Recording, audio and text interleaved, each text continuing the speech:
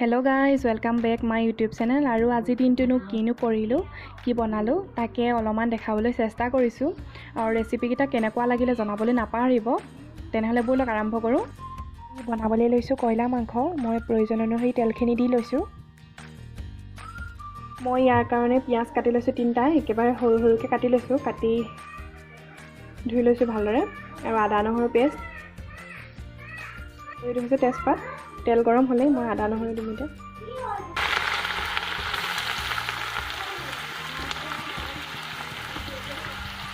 অকণমান ৰাখি দিছোঁ, পিছত দিম। আৰু লগতে দিম তেজপাত, আদা নহৰু পেষ্ট অলপ দেৰিকৈ দিম।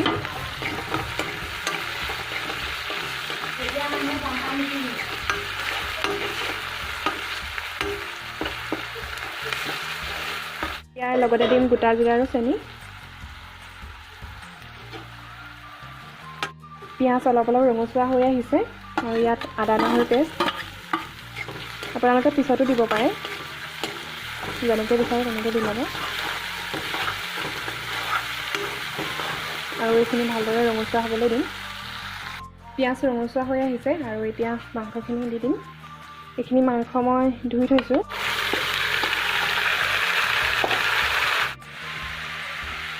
সোৱাদ অনুসৰি নিমখ হালধি,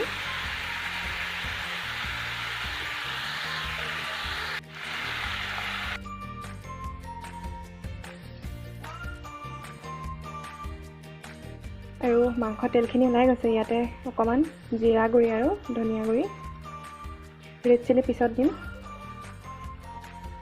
আৰু মই ইয়াৰ লগতে দিম গৰম পানী প্ৰয়োজন অনুসৰি। মই গ্ৰেভি টাইপৰ কৰিম, সেইকাৰণে বেছি পানী দিয়া নাই। আৰু ইয়াতে পিঁয়াজ অকণ দি দিছোঁ। আৰু এইখিনি মই ঢাকন দি দিম।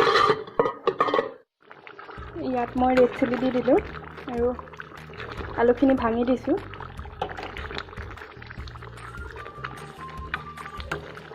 এইখিনি প্ৰায় হ'লে আৰু অলপমান পানী শুকুৱাই নমাই দিম। আৰু মোৰ মাংস তৈয়াৰ হৈ গ'ল।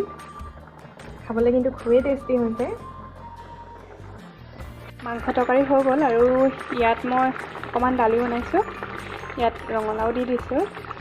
আৰু এইফালে বনাই আছোঁ ৰঙালাও, আলু আৰু মুৰ্গী মাংস ভাজি। এইখিনি প্ৰায় হৈছে আৰু অকণমান বাকী আছে। একেবাৰে ল' ফ্লেমত ৰাখি ভাজি আছোঁ। আৰু অকণমান বনাব লৈছোঁ মাছৰ তৰকাৰী। এয়া হ'ল শ'ল মাছ, ফ্ৰাই কৰি লৈছোঁ মই।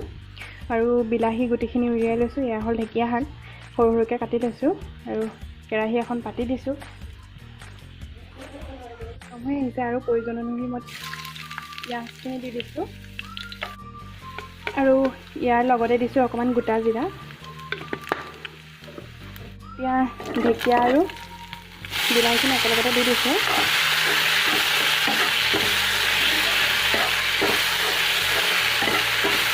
নিমখ হালধি সোৱাদ অনুসৰি।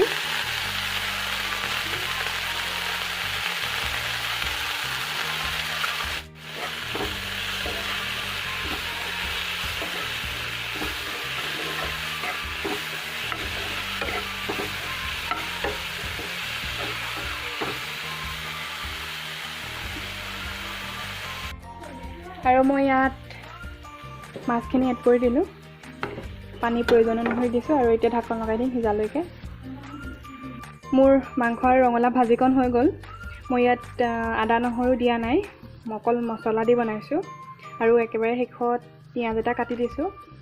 এনেদৰে কিন্তু গাহৰি মাংস খাবলৈ খুবেই টেষ্টি। পিছে আমাৰ ঘৰত সেইবিধ নচলে বাৰু, সেইবাবে লোকেল মুৰ্গীৰ লগতে এনেদৰে বনাই খাইছোঁ। দেখিবলৈ খুবেই ধুনীয়া হৈছে। আৰু এইফালে মাছটো উতলি আছে। এয়া ৰেডি হৈ গ'ল। এনেদৰে অকণমান পৰিৱেশন কৰিছোঁ। কেনেকুৱা লাগিছে জনাব। সোণা কি কৰিছা? কি কৰিছা? খেলি আছা? এয়া পূজা, হাই কৰি দিয়া। পূজা এই ডাঙৰ ভাগিন আৰু ইয়াৰ সৰু ভাগিন খেলাত ব্যস্ত দুজনী।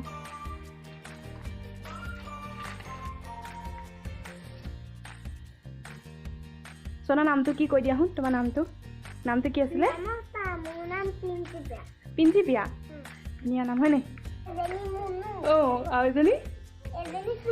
চুনু এজনী হয় দেই লিখি থোৱা আছে চুনু মুনু